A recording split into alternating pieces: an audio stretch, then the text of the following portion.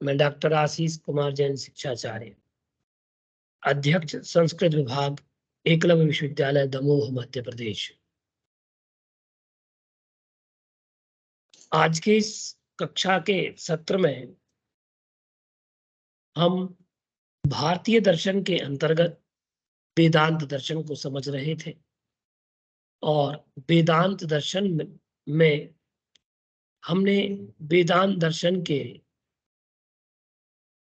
तत्वों को जाना था और वेदांत दर्शन में हमने बताया था आपको कि जो वेद का अंतिम भाग है, जिसे उपनिषद के नाम से जाना जाता है, क्योंकि वेद के 4 भाग हमने आपको बतलाए थे, मंत्र भाग, ब्राह्मण भाग, आरण्यक भाग और उपनिषद भाग, ये हमने आपको बतलाया था।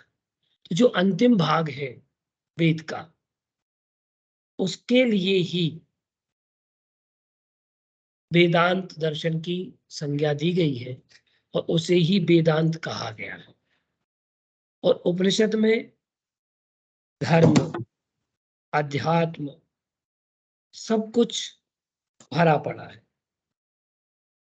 सो बात यह है कि हम वेदांत में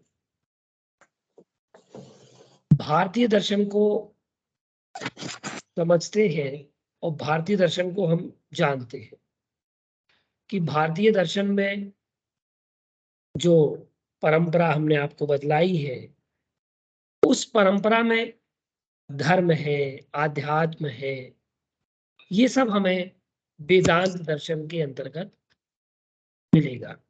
संस्कृत वाले लोग भी जुड़ जाए इसमें, जो कि संस्कृत पढ़ रहे हैं।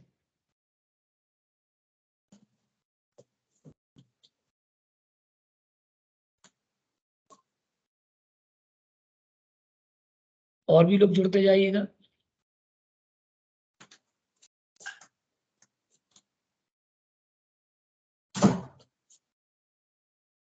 तो हम वेदांत दर्शन के अंतर्गत जो चर्चा कर रहे थे, मैं लिंक शेयर कर दूं 2 मिनट और लोगों को भी, जब तक लोग और जुड़ते जाएंगे।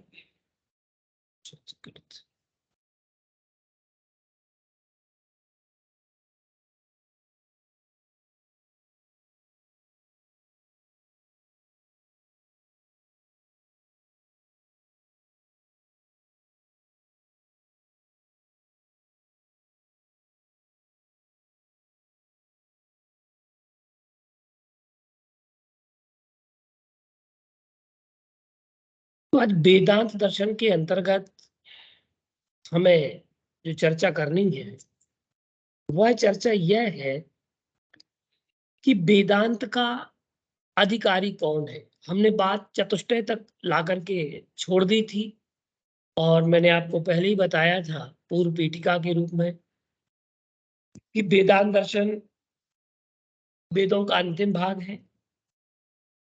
उपनिषद जिसे कहा जाता है। बादरायण ने वेदांत दर्शन की स्थापना की और इन्होंने ब्रह्म सूत्र की रचना की, जिसमें 4 अध्याय, 16 पाद, 192 अधिकरण और 555 सूत्र है। इसे उत्तर मीमांसा भी कहा जाता है। बादरायण सूत्र ब्रह्म मीमांसा, वेदांत सूत्र, व्यास सूत्र, सालिक सूत्र के नाम से भी जाना जाता है। मैंने आचार्य गौड़पाद की आपको बात बताई थी, आचार्य शंकर की, उनके वेदांत की बात की थी, द्वैत, अद्वैत, विशिष्ट अद्वैत। फिर ये शाखाएं मैंने आपको बताई थी। पद्मपादाचार्य, आचार्य मंडन मिश्र, आचार्य वाचस्पति मिश्र, आचार्य सदानंद, जिनका वेदांत सार की चर्चा हमने आपसे की थी।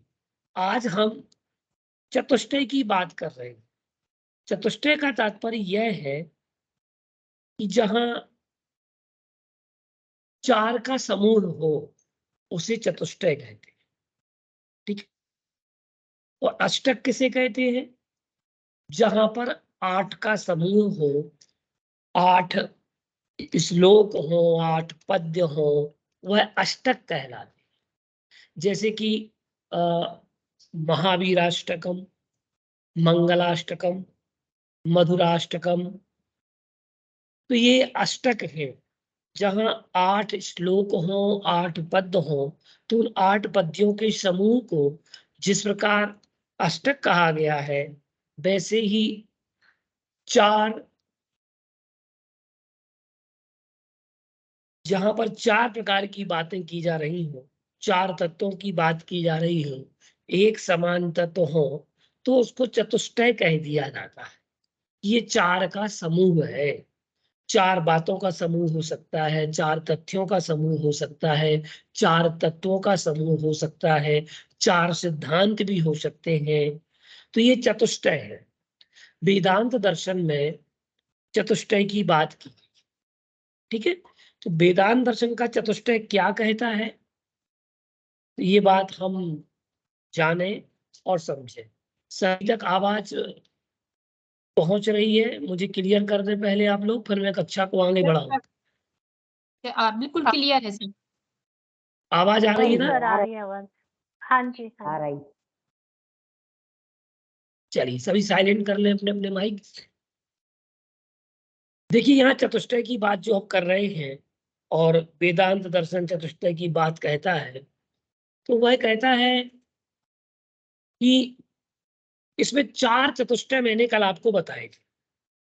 इसका एक सूत्र है, ब्रह्म सूत्र में सूत्र आया है कि तत्र तत्रानुबंधो नामाधिकारी विषय संबंध प्रयोजनानि। तत्रानुबंधो नामाधिकारी विषय संबंध प्रयोजनानि। पहला जो अनुबंध चतुष्टय है, एक प्रकार का बॉन्ड है। क्या है? अनुबंध को क्या बोलते हैं? बॉन्ड। क्या बोलते हैं आप लोग? कि बॉन्ड है ये। वेदांत में प्रवेश करने के पहले ये बात तय करना होती है कि इसका अधिकारी कौन है।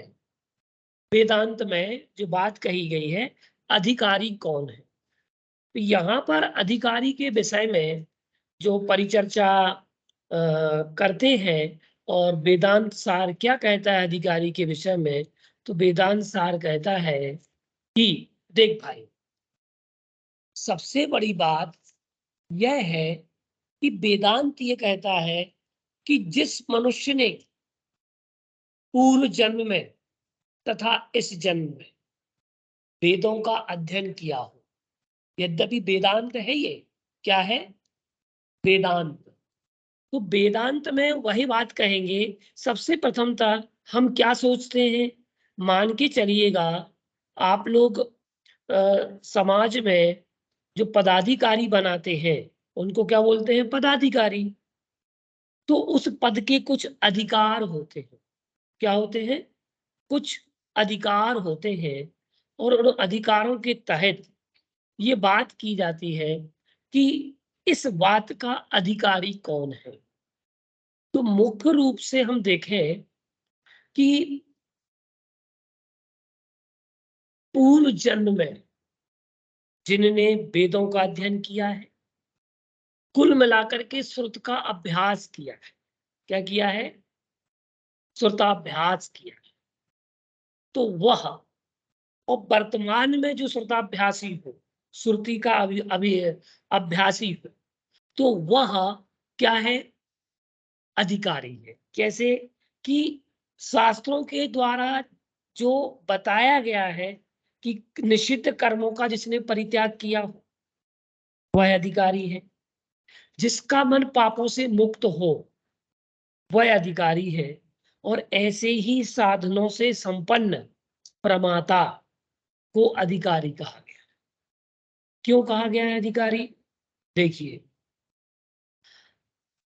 हर व्यक्ति को अलग अलग अधिकार दिए जाते, और हर व्यक्ति का अधिकार क्षेत्र भी अलग अलग है। क्या? अधिकार क्षेत्र भी अलग अलग होता है। जैसे कि एक पोजीशन है, अधिकारी क्या है? एक पोजीशन है। एक अधिकार किसे कहते हैं? अधि उपसर्ग पूर्वक जो बना है, जिसमें अधि उपसर्ग लगा हुआ है, वह अधिकार की माना कि प्रधानमंत्री के अधिकार अलग होंगे, राज्यपाल राष्ट्रपति के अधिकार अलग होंगे, मंत्री के अधिकार अलग होंगे, विधायक के अधिकार अलग होंगे। हम संस्थागत बात करें तो प्राचार्य के अधिकार अलग होंगे और शिक्षक के अधिकार अलग। तो यहाँ पर वेदांती के अधिकार बताए जा रहे हैं कि वेदांती का प्रथम अधिकारी कौन होगा, वेदांत का प्रथम अधिकारी कौन होगा। तो यहाँ बात कही गई है कि या तो उसने पूर्व जन्म में श्रुत का अभ्यास किया हो, वेदाध्ययन किया हो, ये अधिकारी, ठीक है। जिसने पूर्व जन्म में श्रुत का अभ्यास किया हो वो अधिकारी है। तथा चलो भाई हमें पूर्व जन्म का पता नहीं, आप कहेंगे कि ये कैसा नियम बताया वेदांत ने, हमें पूर्व जन्म का ज्ञात नहीं। वर्तमान में जो श्रुताभ्यासी हो, वेदों का अध्येता हो, अध्ययन करता हो, आलूढ़न करता हो, वह अधिकारी। उसके साथ साथ कहा गया है कि शास्त्रों में, वेदांत में कहे गए निषिद्ध कर्मों का परित्यागी वो अधिकारी। तथा हम सर निषिद्ध कर्म कौन से? निषिद्ध कर्म कौन? किसी ने प्रश्न पूछा है निषिद्ध कर्म कौन से हैं? अल्पना जी ने पूछा है। जी जी जी, चलिए बताता हूं। देखिए, निषिद्ध कर्म से तात्पर्य ये है कि देखिए, ना करने योग्य कार्य, जैसे कि इन्होंने जो बताया है गौ हत्यादि, क्या गौ की हत्या, ज्योतिषोम आदि काम कर्म ना करने योग्य कर्म है। कुल मिलाकर के जो जैन दर्शन में निदान की बात यहाँ की जाती है कि जो निदान है वह निदान आदि कर्म निषिद्ध कर्म है। कौन से कर्म है? निषिद्ध। कि मैं अधिकारी हूं, अब इस अधिकारी का प्रमोशन कहां होगा? भाई हर अधिकारी चाहता है कि मेरा प्रमोशन हो, हर अधिकारी चाहता है कि मेरा प्रमोशन हो। तो इसको प्रमोटेट कैसे किया जाएगा, ये क्रम बताया गया है, अनुबंध चतुष्टय। तो पहला अधिकारी वाला हमने बात समझ ली। जैसे देखिए श्रावक, जैन दर्शन में हम श्रावक की बात कहते हैं, वेदांत दर्शन या अधिकारी की बात कर रहा है। वहां पर मूलभूत दो अधिकारी तय किए गए, एक श्रवण और एक श्रावक। जैन दर्शन के अधिकारी कौन है? श्रवण और श्रावक। पहला अधिकारी, उच्च अधिकारी कौन है? श्रवण। श्रवण। दूसरा अधिकारी कौन है रीता जी? श्रावक। श्रावक। श्रावक, ठीक है। तो श्रवण और श्रावक ये दो अधिकारी हो गए। मैं आपको ये घटित करके बता रहा हूं। यद्यपि वेदांत की व्याख्या है, लेकिन वेदांत की व्याख्या को भी हम, यद्यपि जैन दर्शन में अधिकारी विषय से संबंधित कोई भी चर्चा नहीं है, फिर भी मैं आपको घटित करके बता रहा हूं कि इसको हम इस तरीके से ले सकते हैं, समझ सकते हैं। आपको समझाने की दृष्टि से ये कथन कर रहा हूं। यद्यपि ऐसा उल्लेख जैन आगम में नहीं मिलता, ठीक है। इसका संबंध जैन दर्शन से ना जोड़ा जाए, ये प्रथम वार्निंग है, सावधानी है, ठीक है ना। ये सावधानी हमें बरतना पड़ेगी, लेकिन समझने की दृष्टि से मैं आपको समझा रहा हूं कि वहां पर देखो, यहां हमने ये बात कही, अब इनका भी एक सर्वोच्च अधिकारी है। कौन?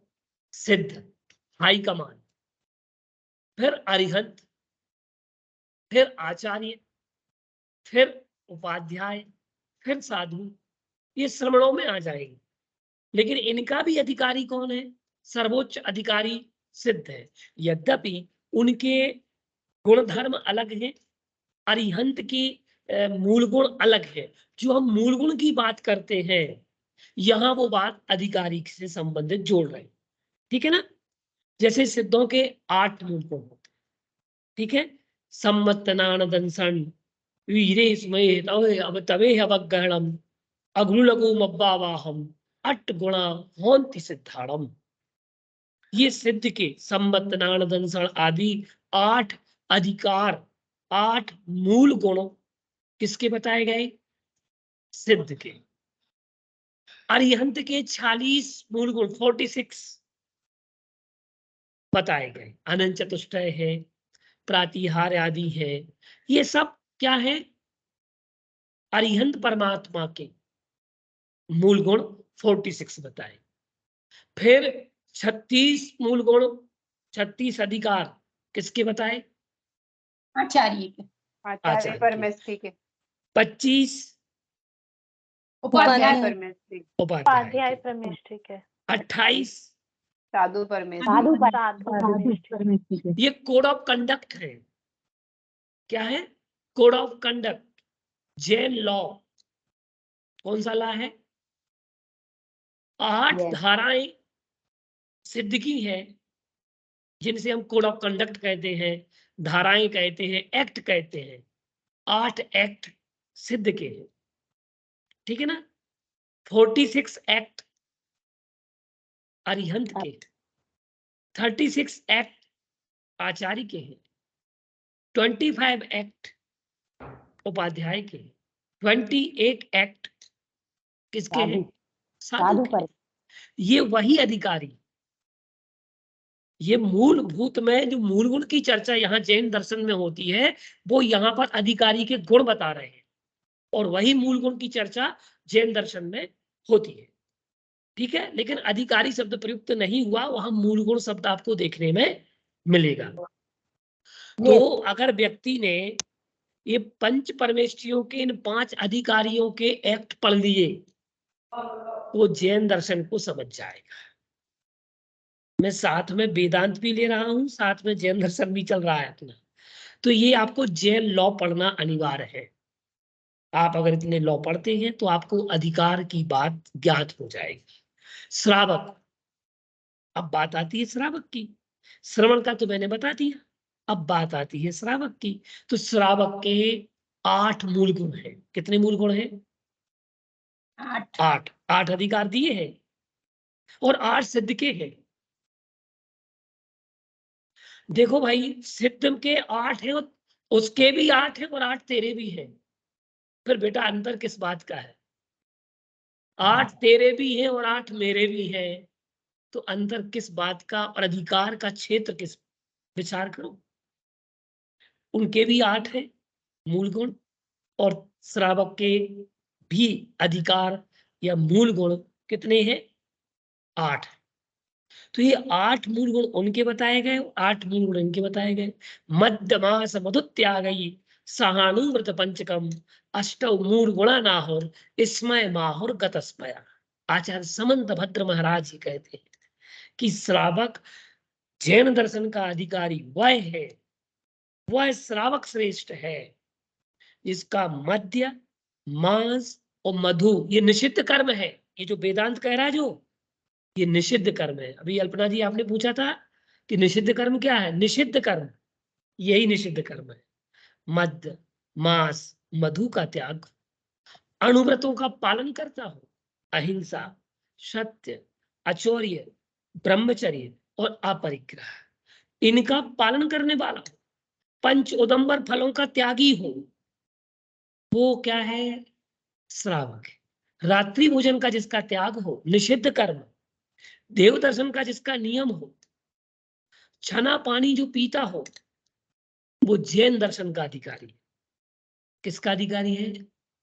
जैन दर्शन का अधिकारी। जैन दर्शन का अधिकारी है।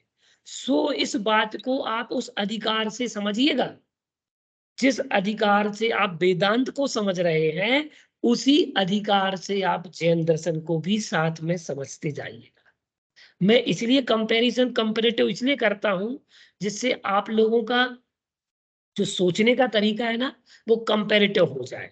हम सोचते तो हैं लेकिन हम संसार से कंपैरिजन करते हैं, संसार की वस्तुओं से हम कंपैरिजन करते हैं। हमारा कंपैरेटिव ज्ञान तो है, कंपैरेटिव स्टडी तो हमारी है, लेकिन लौकिक जगत में ये इसकी वस्तु अच्छी है, इसकी वस्तु अच्छी नहीं है, या मेरी वस्तु उत्तम है, इसकी वस्तु उत्तम नहीं है। तो ये बात यहां पर ये कही गई है कि इसकी वस्तु उत्तम है और इसकी वस्तु उत्तम नहीं है। तो ये कंपैरेटिव जो बात चर्चा की गई है उस बात को आप समझे, जाने कि अधिकारी कौन है। अब आप बताइए, आपको अधिकारी समझ में आ गया? फिर मैं आगे के चतुष्टय की ओर बढ़ूं। जी सर, बहुत अच्छे जी से। सर। आ गया ना समझ में? आप जब भी अधिकारी की व्याख्या लिखें आप मूल गुण को याद कर लेना, लेकिन वेदांत के दर्शन अधिकारी लिखोगे वेदांत दर्शन के अंतर्गत तो आपको यहाँ मूल गुण की चर्चा नहीं करना पड़ेगी, ये ध्यान रखना। वहां वेदांत की ही लैंग्वेज में बात करना पड़ेगी। जो व्यक्ति जैसा सुनना चाहे उसे वैसा सुना दो, बस सुख इसी में है। अगर दुनिया की झंझटों से दूर रहना है तो जो व्यक्ति जैसा सुनना चाहे उसको उसी के मन का सुना दो, बस तुम्हारा कभी किसी से विवाद नहीं होगा, कभी किसी से विसंवाद नहीं होगा, क्योंकि उस व्यक्ति को प्रशंसा ही प्रिय है। तो जिस दर्शन के अनुसार हम जो बात कहेंगे आपको उस दर्शन के अनुसार कहना पड़ेगी। ऐसा नहीं करना कि आप उसमें आप दूसरा दर्शन लगा दो, ठीक है ना? आपको उसी की अकॉर्डिंग चलना पड़ेगा। तो ये केवल मैंने समझाने के लिए उदाहरण दिया था आपको कि अधिकारी कौन। अब दूसरी बात हम करें तो ये बात समझ में आ गई आपको, अधिकारी। अगला प्रसंग है विषय का। अगला चतुष्टय क्या है? विषय। मैंने आपको 4 चतुष्टय बताए थे, नोट कर लो 4 चतुष्टय। अधिकारी, विषय, संबंध, प्रयोजनानि। अधिकारी, विषय, संबंध और प्रयोजन। अधिकारी, विषय, संबंध और प्रयोजन। क्लियर? आगे बढ़े। अब जी देखिएगा, सर। जी सर। इसमें करने योग्य कार्य जो हमने बताए थे, देखो इसमें कर्म जो है ना, करने योग्य कार्य है, नित्य कर्म है, नैमित्तिक कर्म है, प्रायश्चित है और उपासना। ठीक है? ये अभी एक अल्पना जी ने पूछा था कि करने योग्य कार्य कौन से हैं वेदांत के अनुसार और निषिद्ध कर्म कौन से हैं। तो निषिद्ध कर्म तो आप समझ गए, करने योग्य कार्य कौन से हैं अब देखो। नित्य कर्म, संध्या वंदन आदि, नैमित्तिक कर्म, ठीक है, जिसमें हवन पूजन आदि है, प्रायश्चित व्रत आदि है, और उपासना, सगुण उपासना। ये वेदांत दर्शन कहता है। जैसे कि आप कहते हैं कि देव पूजा गुरुपास्ति स्वाध्याय संयमस्तपः दानम चेति गृहस्थानाम षट कर्माणि दिने दिने। कितने कर्तव्य बताए श्रावक के? देव पूजा, ये करने योग्य कार्य। करने योग्य कार्य कौन से हैं? देव पूजा, गुरुपास्ति, स्वाध्याय, संयमस्तपः, दानम चेति गृहस्थानाम षट कर्माणि दिने दिने। ये उसके करने योग्य कार्य। ना करने योग्य कार्य कौन सा है? निषिद्ध कर्म है। सिद्ध कर्म। निषिद्ध कर्म है, पाप कर्म है, इन सबका परित्यागी हो तो वह अधिकारी है। ऐसा तो नहीं है कि पेट पूजा धनोपास्ति। क्या? पेट पूजा धनोपास्ति बेल्ट बूट पालसम गुटका च चायम च षट कर्माणि दिने दिने। ऐसा तो नहीं है ना। हाँ, पेट पूजा, धन की उपासना, गुरु की उपासना की जगह, बेल्ट बूट पालिसम, बेल्ट सूट बूट, अच्छा तैयार सज्जित होना, सुसज्जित होना, यही कर्म तो नहीं है ना। देखो भाई बता देना मेरे को, ठीक है? बेल्ट बूट पालिसम गुटका चे चायम च षट कर्माणि दिने दिने। तो ये निषिद्ध कर्म है। क्या है? ये निषिद्ध है। ठीक है ना, समझाने की दृष्टि से मैंने ये चीज सुनाई आपको कि किन्हीं को निद्रा आ रही हो तो उनकी भी निद्रा खुल जाए। चलते हैं सर पूरी विभक्तियां लगा के सुना दी। चलता है। देखो ऐसा है भाई, कक्षा में हमें विषय को एकाग्रचित्तता के साथ सुनना है, ठीक है ना। लेकिन उसके साथ साथ एकाग्रता, क्योंकि मनुष्य की प्रवृत्ति 20-22 मिनट के बाद थोड़ा उसको लगता है कि फ्रेश हो जाए माइंड, बस एक अपन ने बीच का एक फ्रेशर दे दिया, बस अब आगे 20 मिनट और रिचार्ज हो जाएगा, ठीक है, बूस्ट हो गया व्यक्ति। अब चलते हैं विषय। दूसरा चतुष्टय जो है, अनुबंध चतुष्टय, वो है विषय। क्या है? विषय। विषय किसे कहते हैं? देखो, यहां जीव और ब्रह्म में एकता का भाव ही विषय है। इसमें वेदांत दर्शन में विषय की जो बात की गई है वह क्या है कि जीव और ब्रह्म की एकता। विषयो जीव ब्रह्म ऐक्यम शुद्ध चैतन्यम प्रमेयम तत्रैव वेदांतानाम तात्पर्यात्। अर्थात ये कहता है कि विषय के रूप में अगर हम देखें तो यहां कहते हैं कि जीव और ब्रह्म में एकता स्थापित करना तथा उसका मुख्य लक्ष्य है, ये उसका मुख्य विषय है। जो आपका लक्ष्य है वह है, स्पष्टता यह है कि सर्वज्ञता और अल्पज्ञता में संबंध स्थापित करना, सर्वज्ञता और अल्पज्ञता में संबंध स्थापित करना है, और वेदांत सार का ये प्रतिपाद्य विषय है। जैन दर्शन का प्रतिपाद्य विषय कुल मिलाकर के ये बात है कि प्रतिपाद्य क्या है इस दर्शन का। जैसे देखो, सांख्य कहता है कि प्रकृति और पुरुष में साम्यावस्था आ जाए तो उसको निर्वाण हो जाएगा। जो उसको प्रकृति और पुरुष का ज्ञान हो जाए तो उसे निर्वाण हो जाएगा, मोक्ष हो जाएगा, वैकुंठ मिल जाएगा। योग दर्शन कहता है कि समाधि उसका विषय है। समाधि लक्ष्य, मुख्य केंद्र बिंदु क्या है? लक्ष्य, कि हमारा लक्ष्य क्या है।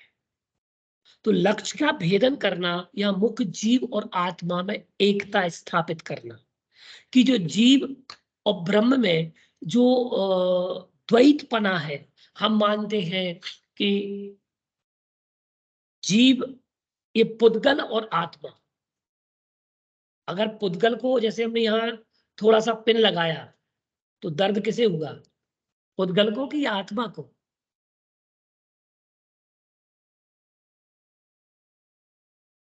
सर पुद्गल को। आत्मा। आत्मा। हाँ, देखो पुद्गल को दर्द हुआ कि आत्मा को? तो देखो ये जो, सुनो, ये जो विविधता है, यहाँ निमित्त नैमित्तिक संबंध है। शरीरम आद्यम खलु धर्म साधनम, शरीर ही धर्म का साधन है। क्या है? सर सारे कष्ट पुद्गल को ही होते हैं, आत्मा को तो नहीं होता। अगर हमें बुखार हो रहा है, खांसी जुकाम है, सब पुद्गल को ही हो रहा है। बिल्कुल बिल्कुल। देखिए, हम अनुभव पुद्गल से कर देते हैं। एक्चुअल में जो कर्म उदय में आता है, उस कर्म के फल के कारण हम क्या सोचते हैं कि कष्ट से हो रहा है, अरे अभी हाथ नहीं उठ रहा है, अब ऐसा वैसा, आज हिम्मत ही नहीं, आदि आदि बहुत सारे असाता कर्म जिनके कारण से हमें बहुत दुख दर्द हो जाता है। कई बार मानसिक संतरास भी होता है, शारीरिक दर्द ना भी हो तो मानसिक दर्द भी होता है, मानसिक दुख उत्पन्न होता है। ये सब कर्म के कारण है। और हम क्या मान बैठे हैं, अरे मेरा शरीर दुख रहा है। तो एक्चुअल में मूलभूत वहां आत्म, इसके क्योंकि आत्मा जुड़ी है, संबंध है उसका, इसलिए वो अनुभव तो करती है। लेकिन हम क्या करते हैं, हम इसको आत्मा का दर्द मान देते हैं, तो इसमें भ्रम उत्पन्न होता है। तो ये वेदांत दर्शन कहता है कि ब्रह्म और जीव दोनों की एकता करना, क्या करना, इनको अभेद देखना, ये इसका मुख्य लक्ष्य है। इसमें एकता स्थापित करना इसका मुख्य लक्ष्य। अब बात आती है संबंध की, ठीक है। तीसरा चतुष्टय, चतुष्टय नंबर 3, अधिकारी हो गया, विषय आपको समझ में आ गया, ठीक है। अब हम बात कर रहे हैं कौन सा चतुष्टय आएगा? तृतीय अनुबंध संबंध। आ रहा है। तीसरा बाउंडेशन, हाँ तीसरा संबंध। बाउंडेशन है साहब, ठीक है। तो तीसरा बाउंडेशन आ रहा है अब, और तीसरे बाउंडेशन में ये बात क्या कह रहा है कि ज्ञान के विषय उन जीव और ब्रह्म का एक एवं उनका प्रतिपादन करने वाले उपनिषद रूप प्रमाण वाक्यों का परस्पर बोध्य बोधक संबंध है। बोध्य बोधक संबंध से तात्पर्य ये है कि जीव और ब्रह्म की एकता के साथ साथ उन दोनों के प्रतिपादक उपनिषद वाक्यों को जो बोध्य बोधक भाव है वह संबंध है। तो बोध्य बोधक का एक बोध्य है और एक बोधक है। क्या है? एक बोध्य है और एक बोधक है। तो बोध्य पदार्थ क्या है? एक साध्य है और एक साधन है। ये शरीर साधन है। क्या है? ये शरीर साधन है। और साध्य क्या है? साध्य हमारा मोक्ष, आत्मा। आत्मा है, परमात्मा है, मोक्ष है, समाधि है, ये हमारे साध्य है, ठीक है। और साधन शरीर है। शरीरम माध्यम खलु धर्म साधनम, ये बात जो कही है इसलिए कहा है, इसलिए कहा गया है। तत्वार्थ सूत्र में भी ये सूत्र मिलता है कि शरीर माध्यम खलु धर्म साधनम, ठीक है। शरीर माध्यम, तो आद्य शरीर जो तेजस शरीर है, कारमान शरीर है, औदारिक शरीर आदि के विषय में भी ये सूत्र प्राप्त होता है, ठीक है। तो आयुर्वेद भी कहता है कि शरीर माध्यम खलु धर्म साधनम, गीता भी ये कहती है शरीर माध्यम खलु धर्म साधनम, उपनिषद भी यही बात कहते हैं शरीर माध्यम खलु धर्म साधनम। तो ये धर्म साधन है, धर्म साधन का रूप शरीर है। तो बोध और बोधक, बोध वस्तु हमारी क्या है? परमात्मा। बोधक कौन है? डॉक्टर अल्पना जैन बोधक है, निधि जी बोधक है, रीटा जी बोधक है, और भी जितने इस पटल पर उपस्थित हैं, सारे आभासी पटल पर दिखाई दे रहे हैं, ये सब बोधक हैं। क्या है? जो बोध कर रहे हैं, जिन्हें अनुभव हो रहा है। मैं बोधक हूं, मैं बोधक हूं, और मेरा बोध क्या है? बोधि की प्राप्ति करना। बोधि लाभो, बोधि लाभो, बोधि की प्राप्ति करना। ये क्या है? बोध और बोधक का भाव है, ठीक है ना। समझ में आ गया आपको संबंध कि आत्मा और परमात्मा का, ब्रह्म का और जीव का संबंध कैसे जुड़ा हुआ है। क्योंकि कहना चाहिए जैसे कि आपने जल पर, समुद्री जल पर आप लाठी कितने भी मार लो, लेकिन कुछ ही क्षण के बाद जो जल आपकी लाठी के कारण दूर हुए थे, जो उनके परमाणु, वो तुरंत के तुरंत क्या होते हैं? जुड़ जाते हैं। ये बोध बोधक संबंध है, ठीक है। पारा, पारे को आप कितने बार भी अलग कर दो, लेकिन जैसे ही वो संयोग पाता है, क्या करता है? वो आपस में जुड़ जाता है। ये बोध बोधक संबंध है। समझ में आ रहा कि नहीं आ रहा भैया आपको? हमें बताते जाना, क्योंकि हमारा पूछना अनिवार्य है। ये बोध बोधक संबंध में संबंध संबंध समझ में आ रहा कि नहीं आ रहा? कि जैसे जी सर आ रहा है। आ रहा है। सर ऐसा हो गया ना, जैसे कि बोधक तो करने वाला, मतलब जो करने वाला है, समझने वाला है, बोध को करता हो करता गया ना। हाँ, करता। और करता। बोध मतलब विषय। बहुत बढ़िया, बहुत बढ़िया। आप देखो ज्योति जी, यही तो ज्ञान की ज्योति है कि आप उस प्रज्ञा को जगा पा रहे हैं, ठीक है ना। और ऐसे ही सब लोग जगाते रहे तो बहुत अच्छा रहेगा। चलिए, बोध बोधक संबंध की बात यहाँ पर होगी। संबंध है एक्चुअल में, जैसे संबंध स्थापित होता है तो वो जुड़ाव होता है, लगाव होता है किसी को।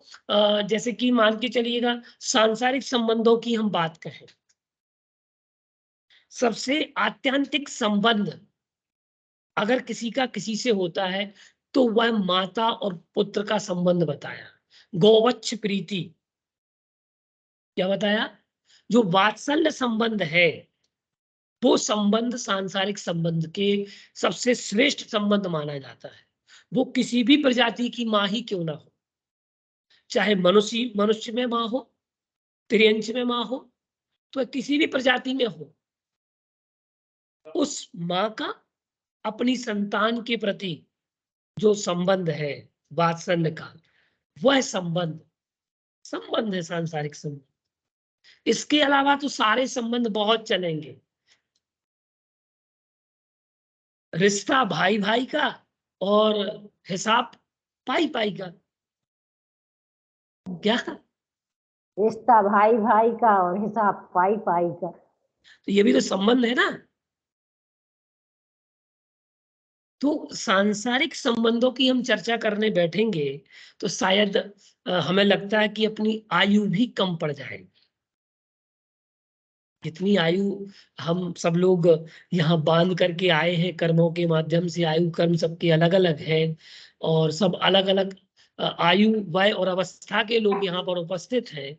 तो हम अगर जितनी भी चर्चा करेंगे तो शायद वो चर्चा पूरी ना हो पाएगी, क्योंकि समाधि की भावना में हम पढ़ते हैं भोगे जो भोग पहले उनका ना हो वे सुमरन परिवार मित्र जन से।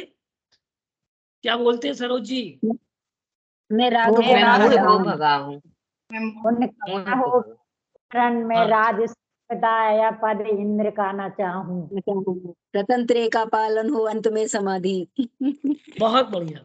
ये जो संबंधों की बात कही गई, ये शायद पंक्तियां हमें उसी संबंध से बैराग दिलाने के लिए है। इसलिए मैंने इन पंक्तियों को आपके सामने रखा कि सांसारिक संबंधों की चर्चा हम अपने बचपन से लेकर के अगर हम देखें तीनों अवस्थाओं की भी चर्चा करने बैठेंगे, सब लोग अगर चिंतन करने बैठेंगे तो शायद आपका जीवन छोटा पड़ जाएगा। न जाने कौन कौन से स्मरण आपकी स्मृति में आएंगे और उन संबंधों में हम देखेंगे मूलभूत तो वो पारिवारिक दायित्व भी हमारे बीच में आ जाएंगे। लेकिन हम यहाँ जो बात कर रहे हैं वेदांत दर्शन की, तो वेदांत दर्शन का संबंध बोध और बोधक संबंध है। कैसा है? बोध और बोधक संबंध। एक नंबर के प्रश्न में पूछा जा सकता है कि वेदांत दर्शन के संबंध को बताइए। साध्य साधन, साध्य और साधन संबंध, बोध बोधक संबंध, ऐसा ऑप्शन करके पूछा जा सकता है। ठीक है ना? तो ये शायद हो पेपर में आ जाए तो आप नोट कर सकते हैं। ठीक है, अब देखिएगा हम बात करें, अब हमारे 2 चतुष्टय 3 चतुष्टय हो गए, अधिकारी, विषय और संबंध। अब चौथा चतुष्टय अंतिम बचा है, प्रयोजन। प्रयोजन। सरोज जी क्या है? प्रयोजन। प्रयोजन। आप बताते जाइएगा हमें बीच बीच में थोड़ा सा, क्योंकि क्या है कि कभी कभी हमारी भी निद्रा लग जाती है तो हम विषय विस्मृत हो जाता है। तो बताते जाइएगा आप लोग, क्योंकि देखो मैं कक्षा की तरीके से कक्षा नहीं लेता। मैं ये चाहता हूं कि आप लोगों से हम चर्चा मात्र कर रहे हैं। कक्षा तो ऐसा है, पढ़ना पढ़ाना तो जिंदगी भर लगा हुआ है, लेकिन आप उस विषय को एक जुड़ाव के साथ समझ पाएंगे। उस जो कक्षा की जो मनोविज्ञान है, कक्षा का मनोविज्ञान, उसका मनोविज्ञान यही काम करता है कि जब हम शिक्षार्थियों से, शोधार्थियों से उनसे जुड़ करके वार्ता करते हैं तो बहुत जल्दी उनके मन और मस्तिष्क में वह बात जल्दी बैठ जाती है। तो सरोज जी आप जोड़े रखिएगा हमें। ठीक है जी, धन्यवाद आपका। चलिए हम बात कर रहे हैं प्रयोजन की। किसकी बात कर रहे हैं? प्रयोजन की। आप लोग संसार में आप देखिएगा जितने प्राणी हैं, जितने जीव हैं, सबका एक अलग अलग प्रयोजन है। मुंडे मुंडे बतिर भिन्ना। यहाँ आभासी पटल पर 30-35 लोग दिखाई दे रहे हैं। सबके सोचने का तरीका अलग अलग है, विचार करने का तरीका अलग अलग है, सबका प्रस्तुतिकरण का तरीका भी अलग अलग, सबके जीवन जीने का तरीका भी अलग अलग है, सबके उठने बैठने क्रियाओं को करने का भी तरीका अलग अलग होगा। एक व्यक्ति से दूसरे व्यक्ति की क्रियाओं का तरीका नहीं मिलेगा। हाँ, विधि मिल जाएगी एक जैसी, लेकिन सबके सोचने का, चिंतन करने का तरीका अलग अलग है। अब देखिएगा, आपके जन्म लेने का प्रयोजन क्या है? हम पहले मुख्य बात कर लें, पर हम वेदांत के प्रयोजन पर आएंगे। जितने लोग यहाँ उपस्थित हैं, सबका प्रयोजन कक्षा से जुड़ने का क्यों है?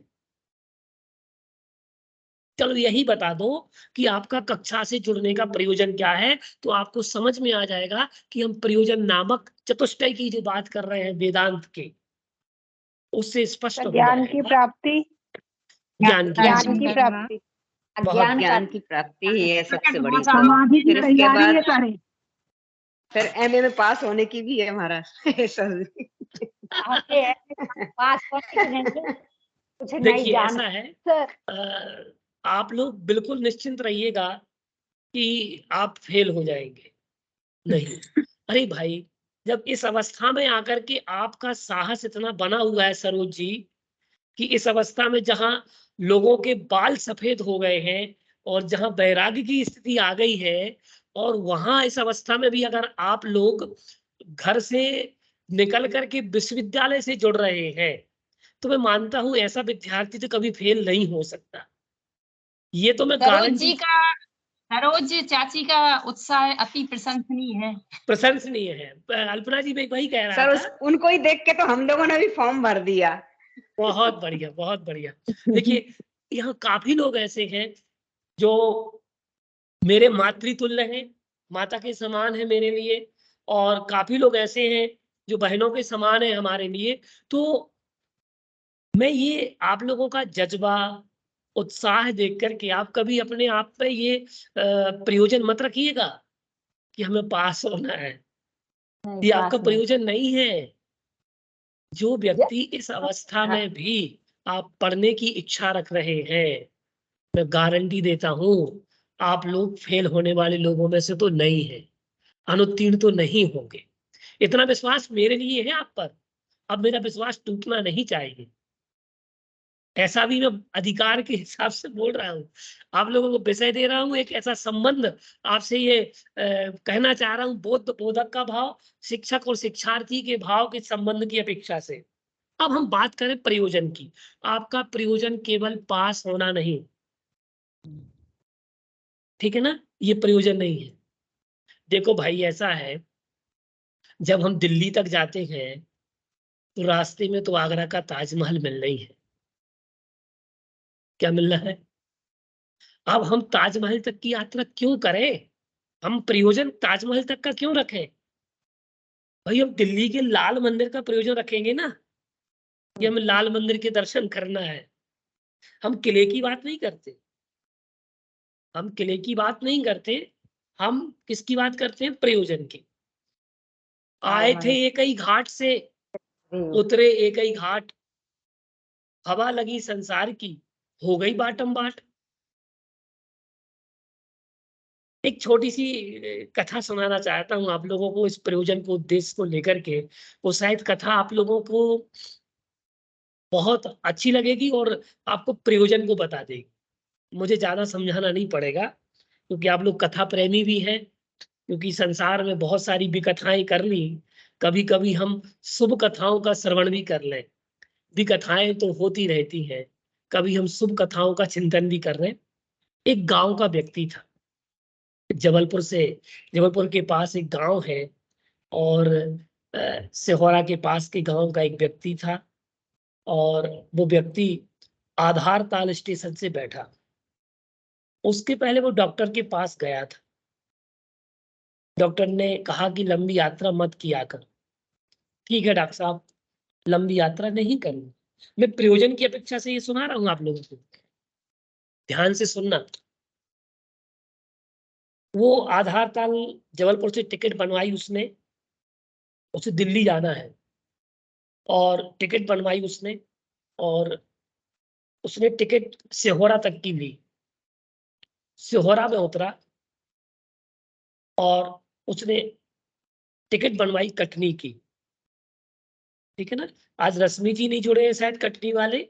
हाँ, तो टिकट कहाँ की ली? कटनी की। हाँ, अनीता जी जुड़े हैं जबलपुर से। और काफी लोग हैं इसमें। तो जबलपुर से टिकट बना करके वो कहाँ उतरा? सिहोरा। सिहोरा में से टिकट बनवाई कहाँ की? कटनी की। कटनी से आया दमोह। कटनी में उतरा, टिकट बनवाई कहाँ की? दमोह की। दमोह की। ठीक है ना। दमोह में एक व्यक्ति ने पूछा, भैया आप जबलपुर से देख रहा हूं, आप उतरते हैं, मैं सोचता हूँ कि मैं आपकी सीट पर बैठ जाऊंगा, लेकिन आप अगले स्टेशन पर उतरते हैं और फिर टिकट बनवा लेते हैं। बोले क्यों भैया, ऐसा क्यों करते हो? बोले भैया मुझे डॉक्टर ने मना किया है कि लंबी यात्रा मत करो। तो मैं यात्रा को तोड़ तोड़ करके करता हूं। क्या करता हूँ? तोड़ करके। अब प्रयोजन की कहानी यहाँ से प्रारंभ होती है। डॉक्टर ने किस प्रयोजन से कहा था और बंदे ने क्या प्रयोजन समझा। ठीक है। अब दमोह से उतरा, होते होते वो आगरा तक आ गया। कहानी बहुत लंबी है लेकिन शॉर्ट में सुना रहा हूं आपको। आगरा तक आ गया। वो रेडियो का बड़ा प्रेमी था और ज्यादा पढ़ा लिखा नहीं था, और रेडियो के सुनने में ना वो रहता नहीं था। जैसे आप लोग की कई हैबिट्स होंगी जिन हैबिट्स के बिना आप रह ना पाते हो, जैसे कि आजकल वर्तमान की हैबिट मोबाइल की है कि उठते ही साथ कुछ का किसी चीज का दर्शन मिले ना मिले, लेकिन मोबाइल का दर्शन, मोबाइल का स्पर्श हमें मिलना चाहिए। ठीक है ना। तो ये हैबिट हो गई है, बैड हैबिट, किसी की भी हो। ठीक है ना। वो हमारी भी हैबिट हो सकती है, आपकी भी हैबिट हो सकती है। अब देखिएगा, उसने रेडियो ऑन किया। रेडियो में से आवाज आई कि मैं आकाशवाणी के दिल्ली केंद्र से बोल रहा हूं। कहां से बोल रहा हूं?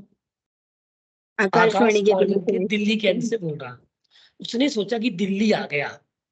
उसने सामान उठाया और आगरा स्टेशन पर उतर गया।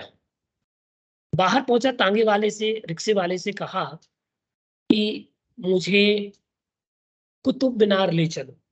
कहाँ ले चलो? कुतुब मीनार।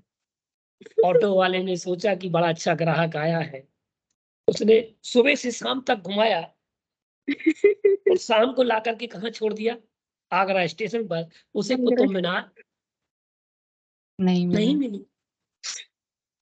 अब छोड़ दिया।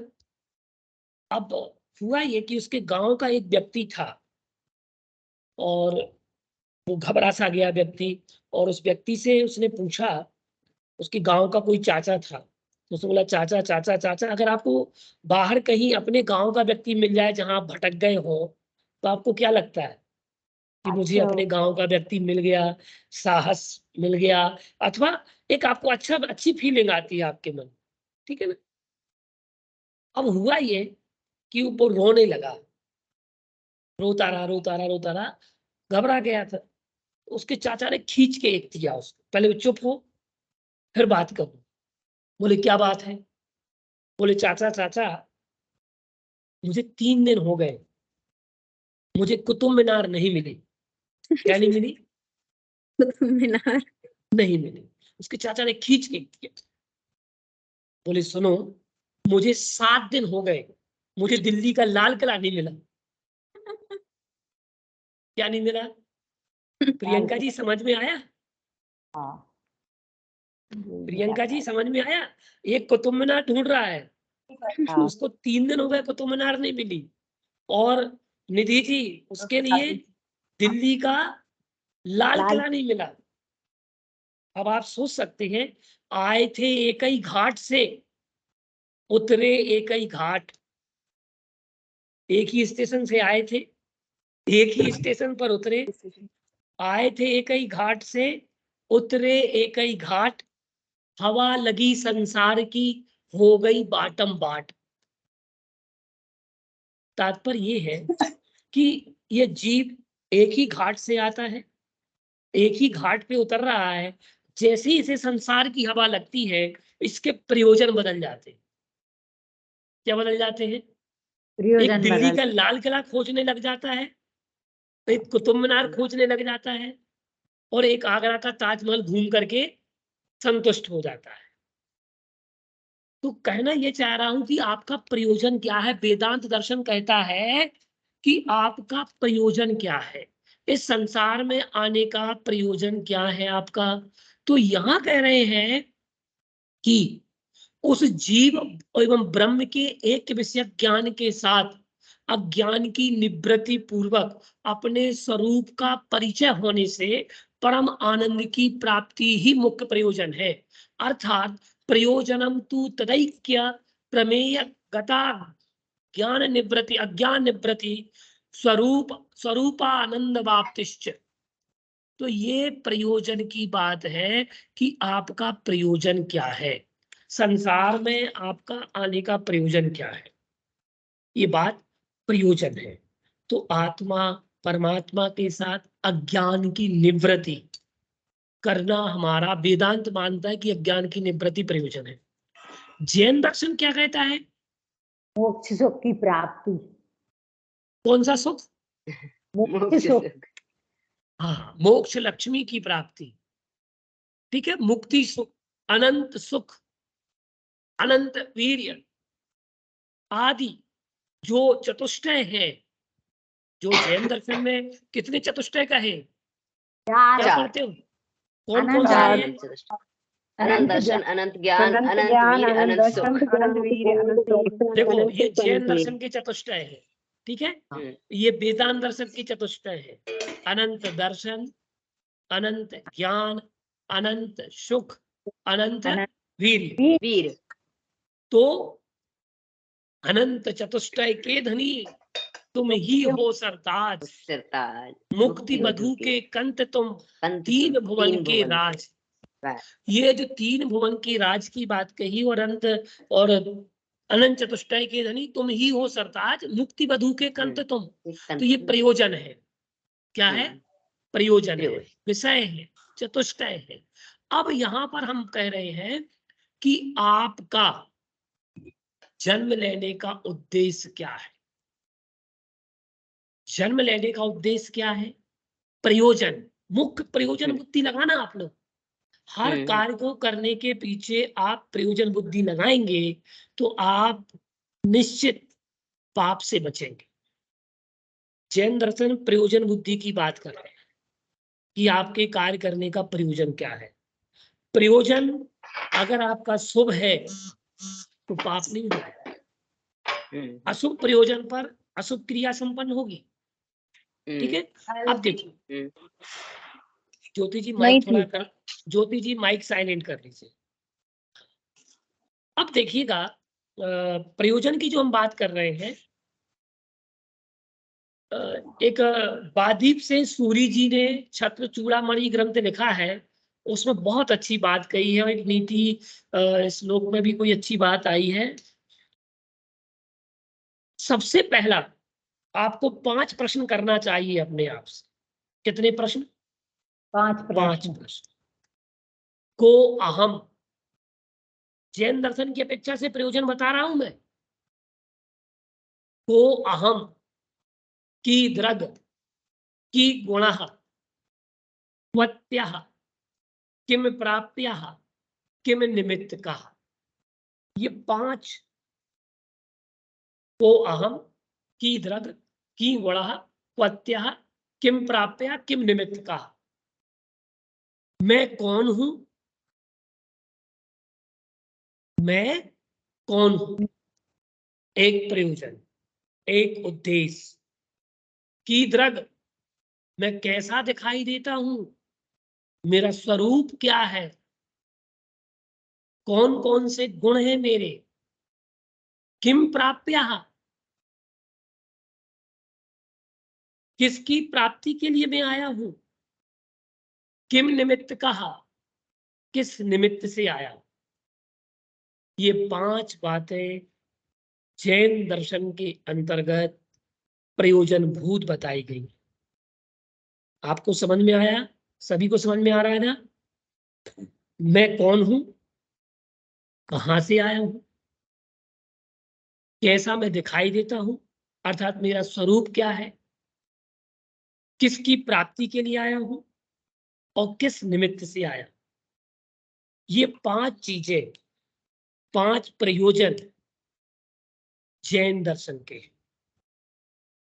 को अहम किम की गुणा गुणा। हाँ बोलिए, कौन बोल रहा है?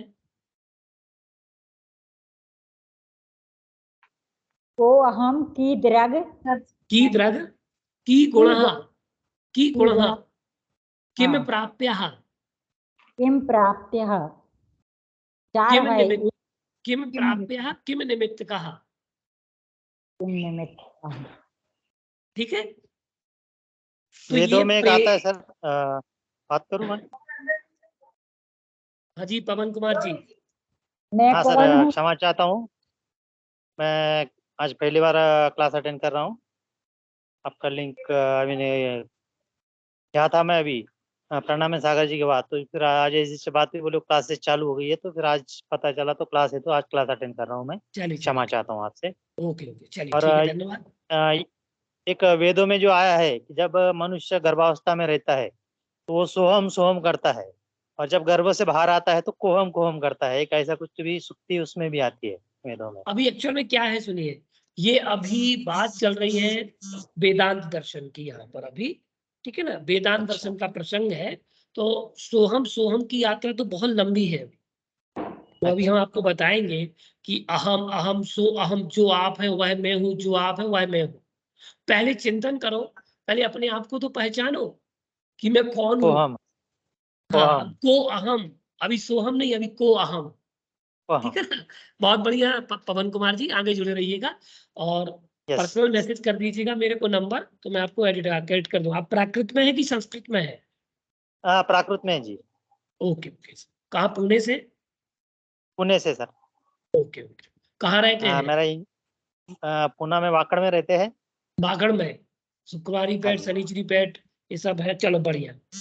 हाँ, वीर सागर जी है यहाँ।